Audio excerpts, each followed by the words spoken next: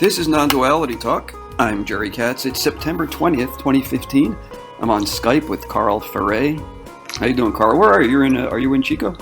Yes, I'm in Chico, California. That's Northern California, right? Yes. And like, how far are you from one of the big cities there, like San Francisco? We're a couple hours north of Sacramento. Oh, okay. Must be nice there. Yeah, we're in the valley right between two mountain ranges, so we can get to mountains, but we live in the valley. Carl Ferré has studied macrobiotic principles since the beginning of his practice in 1975, and you began work at the George Ohsawa Macrobiotic Foundation in 1978, the good old 70s. You are currently president of the foundation and editor of Macrobiotics Today magazine, director of the French Meadows Summer Camps. Carl Ferré is author of a few books, including Essential Guide to Macrobiotics, Acid Alkaline Companion, and the compilation Essential Ohsawa. Carl and his family live in Chico, as we mentioned, and your website is OhsawaMacrobiotics.com. So welcome to Non-Duality Talk, Carl. How you doing? Well, thank you very much. It's an honor to be on your show. Thank you. And I first heard about you from Alexander Pappas, who's a California guy, professor of religious studies. You know Alexander well, or? Oh, yeah, pretty well. He comes to our annual summer camp every year, and we have great discussions. I interviewed him on his book on non-duality and world religions, and then I was so surprised to see macrobiotics listed along with all the major religions as far as being non-dualistic, that I had to find out more about it. Because, my experience with macrobiotics started back in the middle 60s. I was in a print shop or something. I had to Xerox something. Back then you Xerox things. You didn't photocopy. Maybe it was even mimeograph. I don't remember. But there was a guy in front of me, and he was... I was waiting for him to finish Xeroxing, and I said, "What are you Xeroxing?" And he said, "Oh, it's on macrobiotics." He said, "Do you know what that is?" I said, "No," but I knew it had to do with diet. But looking back, when he said, "Do you know what it is? Do you know what macrobiotics is?" It was a much bigger and deeper question than I ever could have imagined at the time. And I think a lot of people think macrobiotics is just about diet, and diet is an important tool, but what we want to find out is more about those tools. Maybe we can start out with a quick definition of what macrobiotics is, then go look at your life, and then come back to a deeper discussion of macrobiotics. Can we do that? Sure, we can try that. Try it anyway. Yeah. So what's the quick definition of macrobiotics? Well, the one that's used a lot is great life, coming from the early days. Macro meaning great or large. Some people define it as long, but I hesitate to use that term.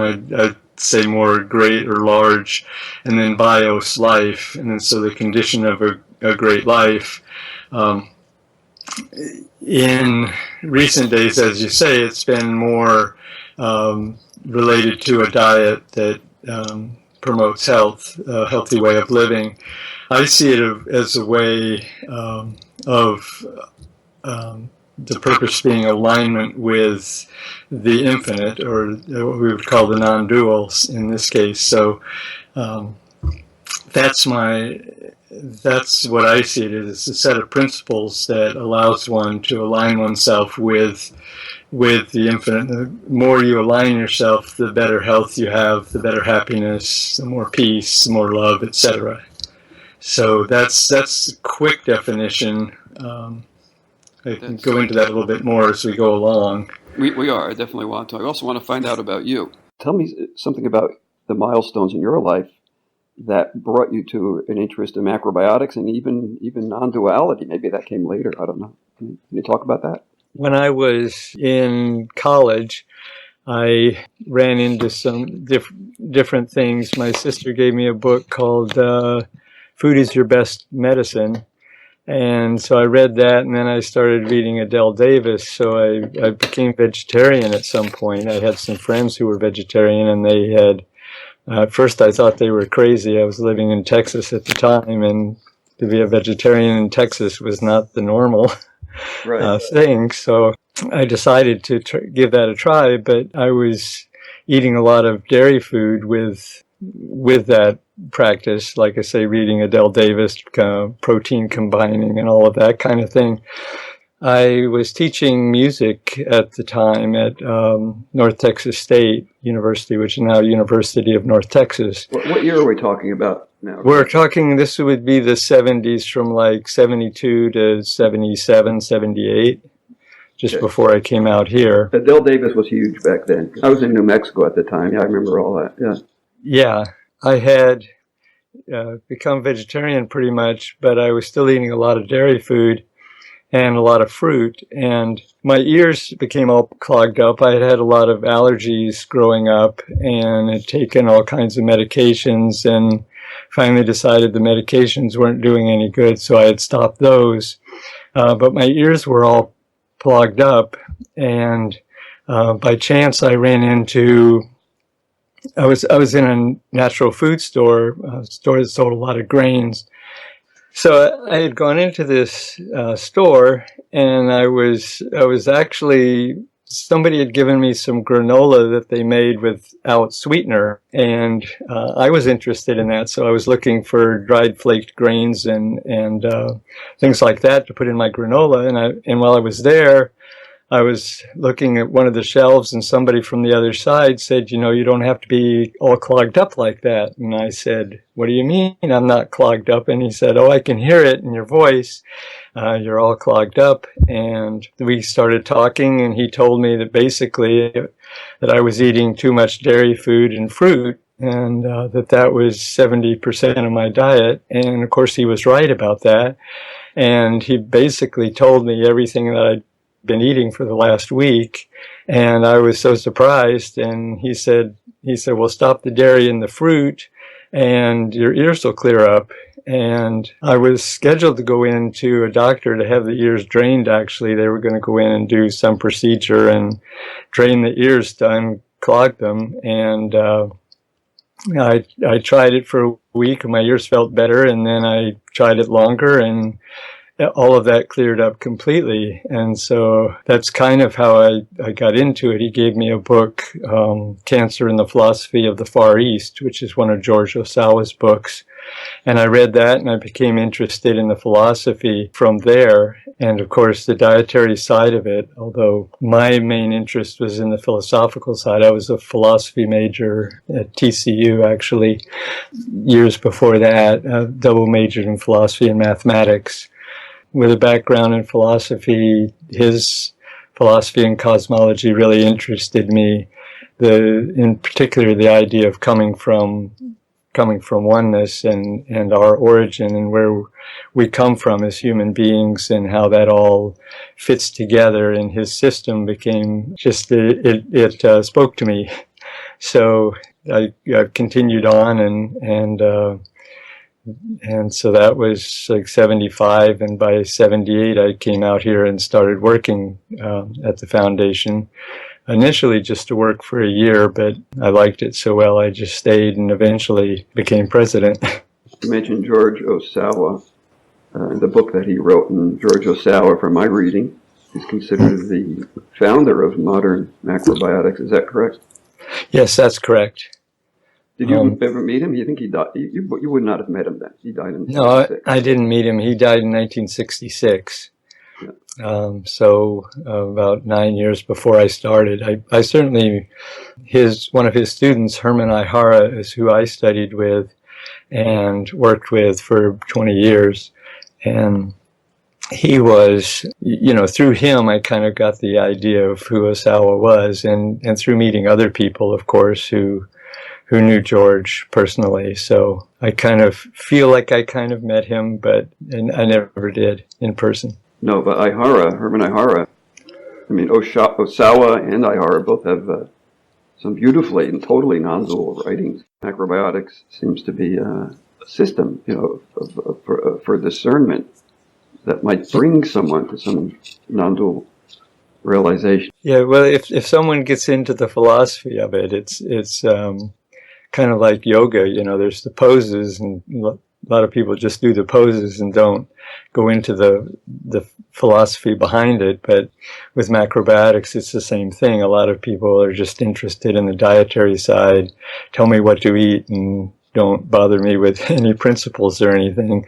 But what Ohsawa really left, what his contribution was, in my opinion, were the principles and the whole philosophy and this whole cosmology, starting with oneness, what we would call oneness, or non-splitness. He used that term, non-differentiation, the non-dual, that we all come from there. And then there's a series of levels that eventually wind up as human beings, and we can go through all those if you want, but it basically starts from what we can term the non-dual or the infinite, or I use all those terms interchangeably.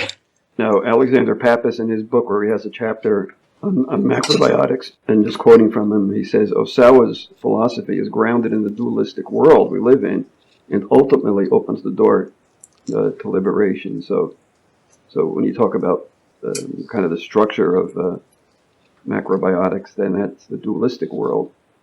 And that's what we need to, I think that's what we could talk about. And I guess you could lead us through that. I know in my reading, I came across this kind of the infrastructure of macrobiotics is consists of 7 worlds, 7 laws, and 7 stages of judgment. Judgment being, I think, in more friendly language, kind of like conscious discernment, perhaps. But anyway, yes, maybe kind that's of better. Yeah, judgment has consciousness is better. Yeah, let's change it right here and now, But anyway, it's just terminology. And could you kind of lead us through all this? I mean, where would you start? Kind of leave it to you. Maybe I'll. Okay, as I see it, it starts with what he called the order of the universe. And this is this idea of our origin, where we came from. So we start with the infinite, the one, the non-dual, the world of no thing, if we use that. Basically, and then from there, there's a point at which there's a division, and the world of polarity comes in, which you would say is the dualism. He used the terms yin and yang. I visualize them as outward tending spirals and inward tending spirals, and that these two, this being the second world, the first is the infinite non-dual world, and then we have the world of polarity. From there, then these combine in various ways and make the next level the world of vibration. I'm using my terms now, but the world of vibration, and from there, these are more like wisps of waves and things, I would say. And then from there, we have the world of pre-atomic elements, the quarks and all the things that are inside the nucleus of an atom, for example. And then from there, you have the world of elements, and each one of these worlds creates and nourishes the next one, if I can put it that way. So there's no separation. Right. He looked at it as a big spiral. I love that term. Excuse me, I just got it. I love that term that you quoted Ohsawa as using non-splitness. I never heard that. Never heard that one in all my years in non-duality, but I sure like it. So so there's no splitness. So go ahead. Right. Yeah. So he had this spiral. So the next level that you get to after the world of elements is all of what we've talked about so far is the inorganic world. Then the organic world comes into play, and you have the vegetable kingdom, the plant kingdom, and then the animal kingdom, of which human beings are part of.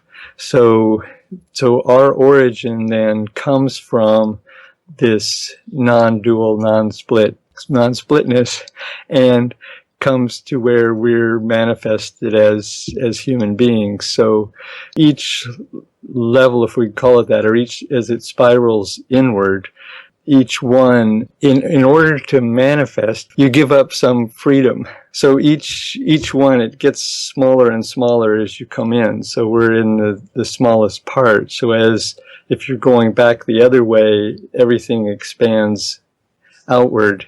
Does that make sense at all?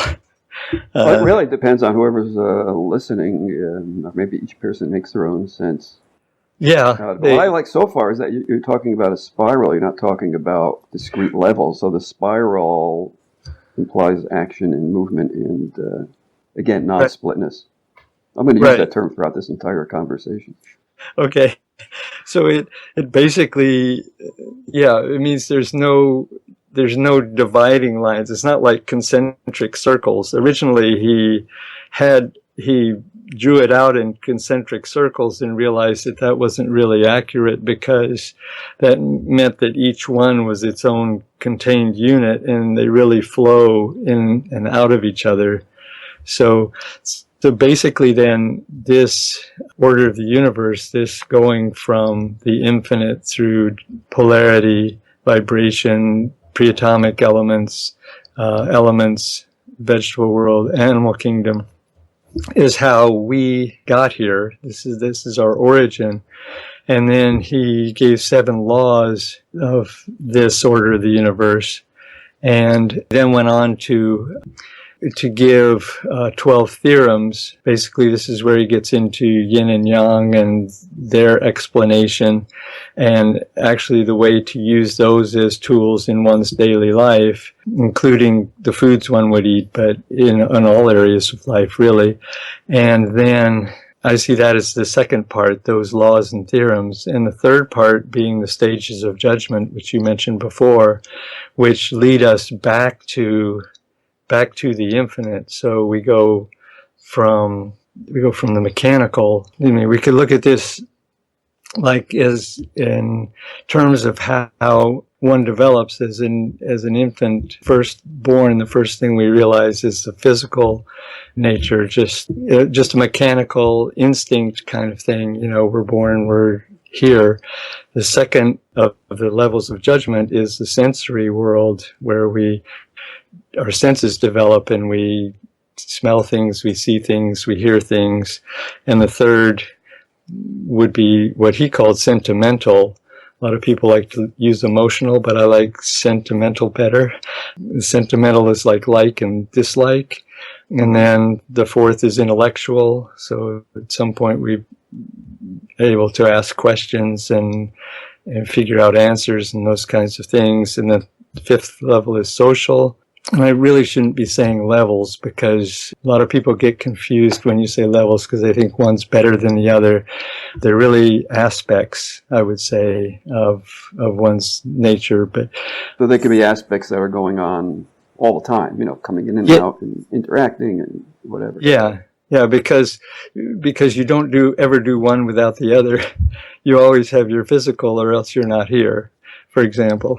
I mean, you're no longer on the planet if you don't have the physical aspect. So, but after the social, which is the fifth, you get to ideological, and from ideological, then what he called supreme judgment, which is that reuniting or reunification with the non-dual, with the infinite, with the non-splitness.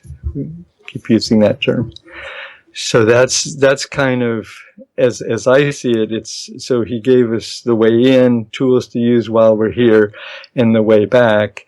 And he basically called these aspects or stages of judgment, which I think consciousness is probably, or conscious discernment are better terms. So these areas of consciousness, he likened to a tree. The roots being the physical, and then you have the trunk and the branches and the leaves, and so each part is part of the whole, and you can't just have one without the other. So a lot of people in macrobiotics tend to think of them as levels and say, oh, that's a lower level of judgment, and you know, you need to get to higher levels of judgment so you can eventually get to supreme judgment. In my view, Ohsawa was really teaching one judgment, And we all have that supreme judgment all the time. It's just whether we realize it or not. So we're never separated from the non-splitness. We're always part of that. We're always part of the infinite. We're always, our only separation is our perception of it. It sounds really like any kind of non-duality that's being, taught today. Mm-hmm. It adds something that you don't see in a lot of the non-dual teaching, which is just some tools for practical living. Yeah. It's not just practical living. I think we'll talk about that. Do you want to talk about those tools then? Because that seems like an important part.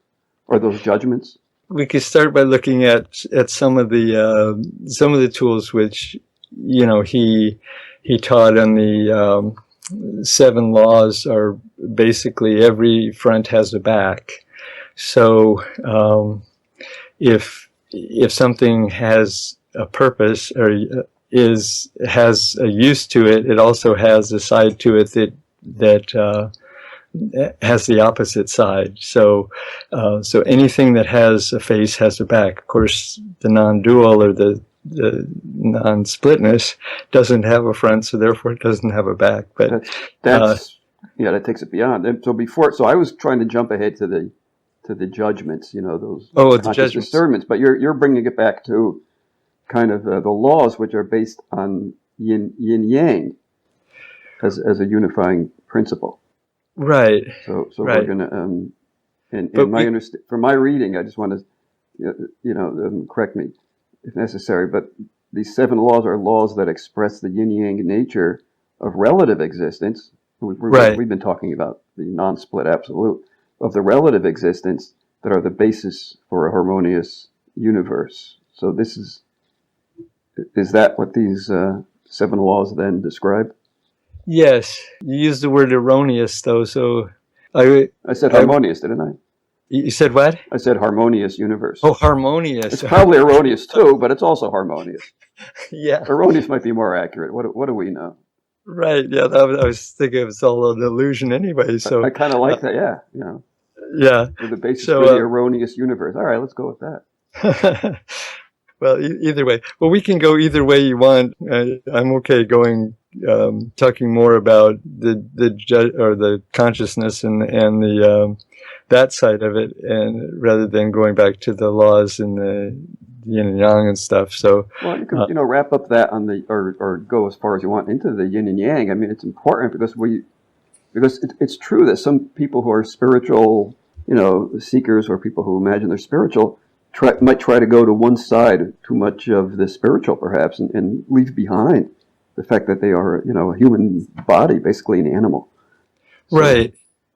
Yeah. Well, that reminds me. I haven't heard much, and there aren't a lot of recordings of Ohsawa, but there's one that I did hear at one time, and he was lecturing, and he explained the levels of judgment. I'll use his term again instead of consciousness, but he explained those, and he said, "What's the most important judgment?"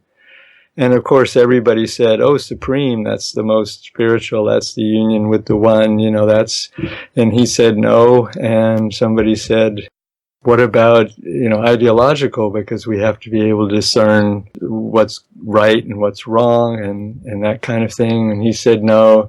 And people guessed various things for quite a while. And finally he said, mechanical, physical, mechanical judgment. The first one is the most important because without it, you aren't alive.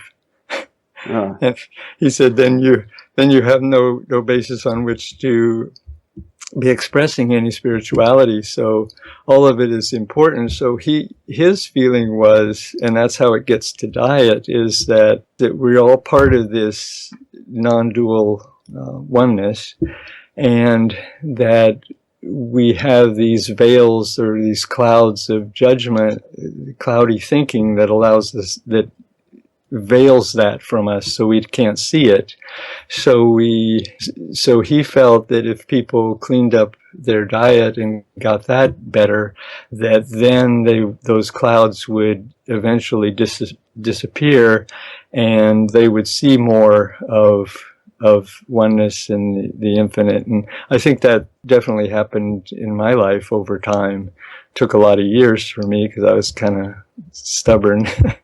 But, it took a while, but it did finally sink in, and I did finally start to see some of those things. Yeah, but you mentioned, people with spiritual paths and things like that, and I remember Herman one time giving a great talk on, he was giving a talk, and it was I don't remember the place exactly, but it was a spiritual community, and they were all doing spiritual practices. And he came in, and they didn't want to listen to him because he was talking about food. And he said, but food is spirit, and spirit is food. He said, you can't separate the two. There's spirit in the food, so the two are connected. They're all that non-splitness. Right. They're not separate. They're together. So that's how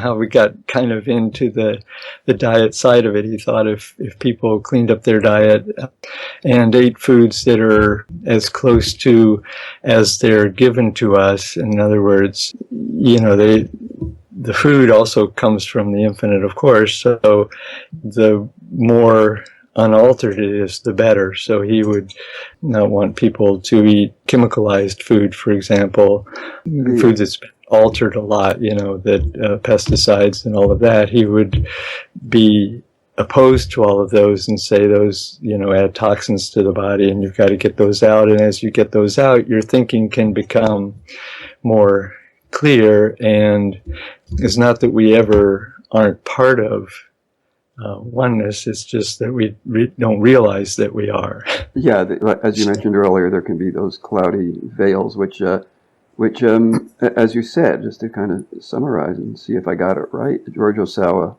again, the founder of modern macrobiotics, said that the greatest judgment and the most important is mechanical, looking at the body, and therefore, rightfully so, diet is associated with macrobiotics. People hear macrobiotics, they think diet. So, and you've made it clear that there's a good reason for it. So that's real. Yeah, it's really interesting. Appreciate that. Just staying on diet for a moment. I mean, with the internet and stuff, there's so many findings on diets, and I know me, I'm like on a low carb. I can never be a macrobiotic guy because I don't eat any of that grains or carrots or. So there's so many variations in diet now, along with some scientific evidence to back them up. How's macrobiotics being influenced by the influx of new diets, especially like a low-carb diet? Yeah, there are a lot of diets, but the macrobiotic approach is really different. I'll just explain the difference of a macrobiotic approach, and then we can go back to those other individual diets. But basically, macrobiotics is not one diet, and this is the main thing people would need to understand, is that each person needs to eat what's most appropriate for them and their condition, their purpose in life. And if you have 100 people in a room, you probably have 100 different diets. So it's not like just eat these foods and don't eat those foods. And I know macrobiotics kind of, in my opinion, took a wrong turn in overemphasizing what's called a standard macrobiotic diet, which gives a list of foods that are okay to eat and a list of foods that are not okay to eat and a list of foods that are kind of in the middle, and you can kind of use them for luxury foods or just occasional, once in a while type foods. And once that was done, it kind of changed the whole spirit of what macrobiotic diet or approach to diet would be, which is a person decides what's most appropriate for them. And that goes back and is based on those principles of yin and yang. If somebody's too yin, they would eat more yang. If they're too yang, eat more yin. And then you got to figure out which is which and when they are, and that's where it starts getting kind of confusing. So, for example, right now there's a big thing going on in macrobiotics because a lot of macrobiotic people are vegan, and don't think anyone should ever have to eat any animal-sourced foods. And there are others who are macrobiotic who eat animal-sourced foods who are saying they're okay. In my interpretation of it is, and looking at it more from Ohsawa's perspective, any food is okay. It's just, what effect it's having and what your purpose is in eating it. So that's kind of, it makes it difficult to have, people have talked about having scientific studies for macrobiotic diet and to show that it works or it doesn't work or what. But you can't do that because, like I say, if you have 100 people and you're going to serve them all the same thing, that might be only appropriate for one person, if at all, because everybody has to decide for themselves. Does that make sense? So it sounds like there's freedom when it comes to what a person can eat, but that what's important, seems to me, from what I'm gathering, is that kind of judgment itself, or the conscious discernment of what one is eating, or even that one is eating. Yeah, I eat, therefore I am, or whatever. Something like that. But whatever. But again, the emphasis that's the most important judgment. Yeah, it's. See, I don't like to say one is more important than the other. I know Ohsawa did it in that one example, but I think going on, the fact that all the judgments are important, and I call them all equally part of the whole, so it's hard for me to separate one out from the other. Yeah, like as you mentioned earlier, there's that, you take that dynamic spiral, non-separate view, and so to select what's most important then again separates things into layers, which you don't seem to be about. And maybe when Ohsawa was a very non-dual guy, so maybe when he answered that question, or when he posed that question to people, what's the most important judgment, maybe he was making a particular point for whatever particular reason on that day. Who knows? Yeah, and eventually it would have been interesting if someone had said, well, they're all equally important, and to see what he would say, and say there's really only one judgment. We're only dividing these out for analyzation and to look at them and to get at it for a specific purpose, but in reality that's just all one. So in that regard, if you carry that to its logical conclusion, then no one ever makes a mistake. Yeah. Everything that happens is as it's supposed to happen, and everybody succeeds. So somebody gets cancer and you say, congratulations, you created cancer, and they go, no, I'm a victim, this cancer attacked me and it's something outside. The macrobiotic viewpoint is, no, the cancer is part of you, and if you learn to love the cancer, that's the first step in reversing that. That's the harder one for people to understand and to get to, because no one wants to take responsibility or say in some way. Ohsawa said it more strongly. He just said if someone gets an illness, they're basically violated the order of the universe. And then people kind of go, wait a minute. I don't know that I go that far, but he felt very strongly that that was the case, I think. And how are people in your community, how do they take to your view of it, non-dual view? People who, how should we say, who like that, who resonate with that and believe the same way. There's definitely a lot of people, if I can say it this way, stuck in the idea of there's a right way and a wrong way, and therefore somehow their way is the right way. I don't know how people take it mostly.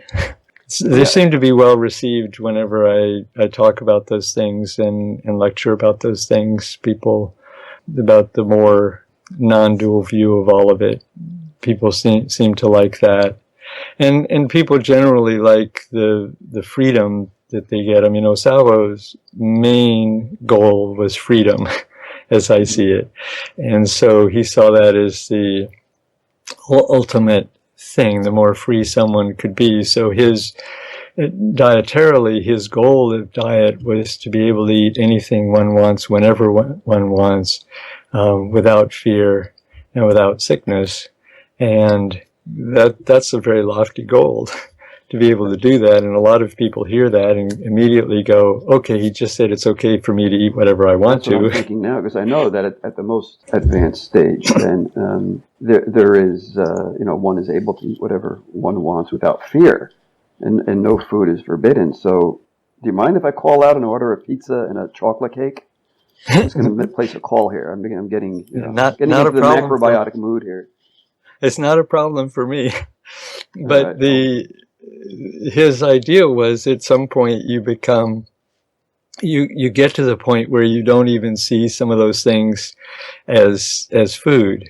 You just don't want them anymore. Like you say chocolate cake, that doesn't, I just totally wouldn't want it. It just totally doesn't move me at all.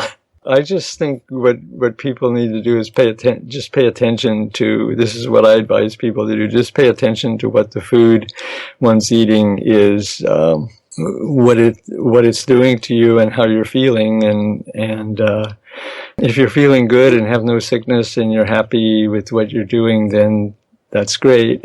Yeah. Carl, you mentioned that some people in macrobiotics tend to think that there's a right way and a wrong way, and that seems to be the way kind of people in the world tend to be. Some people tend to have a strong either or, right wrong way of looking at things.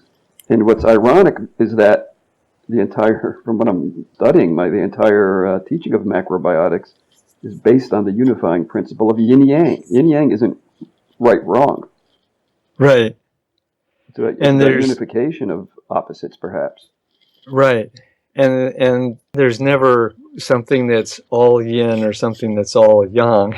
Everything has aspects of both in it, and you're right. It's the unification of them is what's important, not the fact that one is one and one is the other, or one thing is more one or more the other, more yin or more yang. It's just the unification of the two is what one wants to do. Yeah, but in the name of yin yang, there damn well should be people who believe in right and wrong. Why you can't eliminate? You can't. That belongs there too.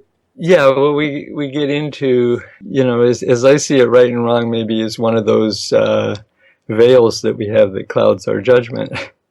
Yeah, clouds our consciousness. It's there. It'll never go away because But it's there, yeah. Because I talked to Herman once. Well, before macrobiotics, I had an experience, and this maybe gets back to my history and in getting into it and things and why it appealed to me.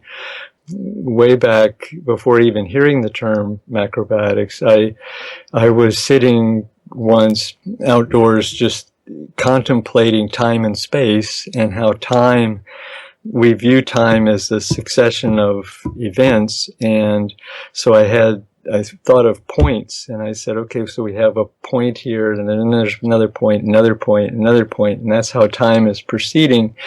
And then, even before I heard Ohsawa and heard about spirals, the thought came to me, what if from each of those points there were a spiral going outward? So time is not so much 1 point, but more a spiral. And then I thought, well, what if at every point on every spiral, there were spirals going out in every direction? This is kind of hard to explain, but they were going out in every direction. And all of a sudden, everything became one. And I experienced what I would call oneness at that moment. And all of a sudden, I just saw everything, all of history that's happened and everything that's going to happen all at one time. It just kind of all flashed in front of my eyes. And I kind of was just awestruck by the experience. I told some of my friends, and they thought I was taking acid or something. They said, we've had trips like that too. And of course, that was, the 70s, 60s, 70s. But I said, no, there was nothing. I was just experiencing that. And when I told Herman that years later, when I talked to Herman Ihara, and I told him that I'd had this experience, and he said, yeah, I believe you did experience it at that time. And I said, I said, but I've never been able to get back there. I try to recreate the exact same scenario, and I can't get back and see that same flash where everything opens up, and I just have this view of everything. And he said that actually had happened to him too, that he felt like he got to where he experienced total unity with the non-split world, non-splitness, and I said, well, why can't we stay there? And his response was, because we're human. He said, because when you're human, you're all those call them levels, layers, or all that distance away from it, and it's difficult to stay there. And he said, besides, you wouldn't want to be in the non-dual world. He said, I'd rather be here in the non-dual world. There's no color, there are no butterflies, there's no sound, you can't hear music, none of that. You can only do that here. So that's why we come here, basically, so we can have experiences. And also seems to me that everything's always changing anyway. Why should anything stay the same? Why should any experience stay the same? It's not in accord with what's going on. Right. Yes. That's one of the, in the relative world, everything is changing. So what we would call the relative world. So yes, everything is changing. And one of Herman's last teachings was the idea of continuation. And he said, when you continue something, then you're basically breaking that law that everything changes. So the longer you can continue something, assuming it's, well, now we get to right and wrong again, a good thing to be doing, that's a way of kind of unifying oneself with the infinite, is to continue something. Well, here we are trying to talk about that infinite, and to say it's unchanging, and or to give it any qualities at all. And I wonder if it's accurate to say anything, to say the infinite's unchanging, because that might imply change, or give it any qualities. But then you have to talk about, how are you going to talk about that? Yeah, it gets to the point where it gets hard to talk about it, because in the infinite world there is no change. So everything changes in the relative worlds. Ohsawa basically said that the laws that he came up with basically work for the relative world in which we exist. That's everything from the world of polarity to human beings. That those laws that work in that also work in the infinite world. So that's why he said that which begins has an ending. For example, or what has a front has a back. The bigger the front, the bigger the back. Any of those laws, everything changes. All of those are the same in the infinite world. So we get into a question: is there anything in the infinite, non-dual, non-splitness world? I don't know. I'm getting confused now. Yeah, I think if you talk about it, it's not it probably, but I don't know. That's been my kind of experience. George Ohsawa, I might have got it off your website, or maybe probably from Alexander Pappas's book, where he says, in the absolute world there is no longer right or wrong, hot or cold, good or bad, light or heavy, easy or difficult, male or female. And Ohsawa says, in the absolute world there is no yin or yang, or any version of it. So to me that's saying you can't really talk about it. Right. But trying to talk about it, all we can do is stumble, and people, criticize us, that's all, which is fine. Yeah. To me, it's like Herman once, I remember a lecture he gave, and he said, and he drew this on the board, so I'm going to have to kind of do it visually without having a board. But anyway, he said, we feel that we're on one side of the river, and here's the river, and he drew a river, and he said, on the other side of the river is the infinite world. That's the way we perceive things. We perceive that we're here in the finite world, and we're trying to figure out we're going to cross, we got one more river to cross, we're going to cross this river and we're going to go into the infinite world. And he said, but if you look from the infinite world, you don't see the finite world. And you don't even see the river because you don't see anything. Does that make sense? It's like the Buddhists at the gateless gate. Yeah. You know, you think there's a gate, you know, to the non-dual, but it becomes realized that there is no gate. There never was a gate. Yeah, I remember Fukuoka, who wrote One Star Revolution. One of my favorite writers ever. He invented organic farming.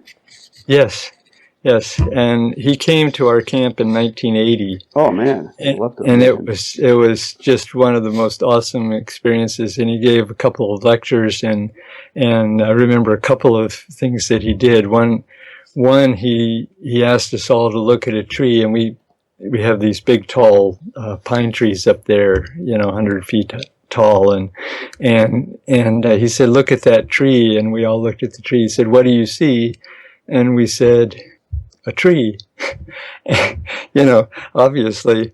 And he said, now imagine that you were a newborn baby that was able to see with your eyes, but would think with the newborn baby's mentality. The newborn baby doesn't see a tree and doesn't see the clouds in the sky and the ground and other people standing around the tree. They don't see any of that. They just see the infinite because they haven't learned to differentiate one thing from another. So I always remembered that. And then the other one he did was he drew a circle on the board, and he said, we all feel that we're in this bubble, in the relative world, in this bubble of the relative world, and that the infinite world is all around us, and then on the outside of this bubble. But he said, in reality, the infinite world is inside the bubble too. So in a sense, we're all already in the infinite world. We're already part of the non-dual. We're not separate from it. And the more we can realize that and understand that, the more there's great joy in that. I'll just put it that way. Yeah, I find that almost any immersion into the teachings of non-duality could just make your life a little bit more effective, you know, help you live a little more effectively, if nothing else.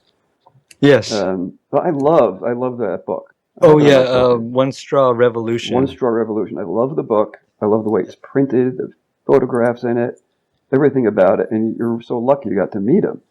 And I love the story of his enlightenment. He was like a college student working in a laboratory. He was very, very stressed out, and he worked all day in the lab. I think he was doing entomology or something. And his life was miserable, and he was going to bars and drinking and trying to meet girls. His life was miserable, like it is for, you know, most of us college students when we were in college. And he just didn't know what to do with himself. And one night he was out late and he fell asleep on a hill somewhere in the city. And when he woke up, a flock of geese were flying overhead, pretty low overhead.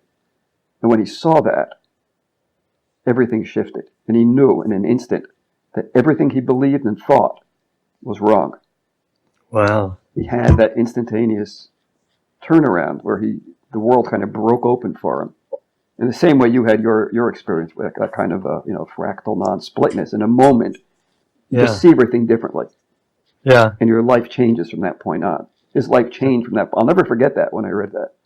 And I just love the writing in the book and his whole, the way he communicates, the way he writes, and what he communicates. And what else did you get from him? Anything just being in his presence or anything else you remember? Yeah, I mean, you just have this feeling. I mean, there was like a calmness around him. Of course, he was speaking in Japanese. He had a translator, Larry Korn, translated for him. And another thing I remember he did at the closing circle, which we have a closing circle every year at our camp, and people say, what they've gotten out of the camp and things like that. And he looked up, there was a full moon, and it was setting in the western sky. And he looked up and he pointed to it and he said, every full moon when it's in the western sky, look at it and know that I'll be looking at it from the east, from Japan, and I'll be thinking of you, and said, and we'll be thinking of you, and etc. But it was just nice the way he was able to just put things in kind of simple terms. Ohsawa used to say nature is simple. What's true in nature is simple, and the more complicated something is, the further away it is from true nature. So that was a way to tell, and it just seemed to me that he moved with such simplicity. Just his whole life was just had become simple, as opposed to that chaotic life of in college. Yeah, and I should say that after that experience, I think he quit his job pretty soon right after that. Yeah. It's worth reading that book again, One Straw Revolution, if you can get it. One of the great books probably ever written. How does that kind of segue then into the further look at some of the judgments in macrobiotics? To me, it just showed that all of those things, everything is connected. Everything's connected whether we realize it or not. Carl Ferré, really appreciate talking to you about this kind of holistic way back to the absolute, the infinite, the one. Thank you very much. Anything else in conclusion that you would like to say? Very, very good. Well, thank you very much. I really enjoyed this, and I hope everyone gets something out of it. Yeah, I think we went to places I never thought about with macrobiotics. It's no longer brown rice and veggies for me. Or rather, everything is brown rice and veggies. Let's put it that way. There you go. You got both sides. That's how we got it. I conclude my journey. It started when I was like 16 at the Xerox machine, where the guy said, where the guy asked me if I ever heard of macrobiotics, and I said no. Well, now it took me 50 years, but I've completed that journey. So, yeah. Thank you, Carl Ferré. Carl is president of the George Ohsawa Macrobiotic Foundation, editor of Macrobiotics Today magazine, author of several books. So it's been quite a journey. So thank you, Carl. Thank you. This has been Non-Duality Talk. Our website is nonduality.org. I'm Jerry Katz. Thank you for listening.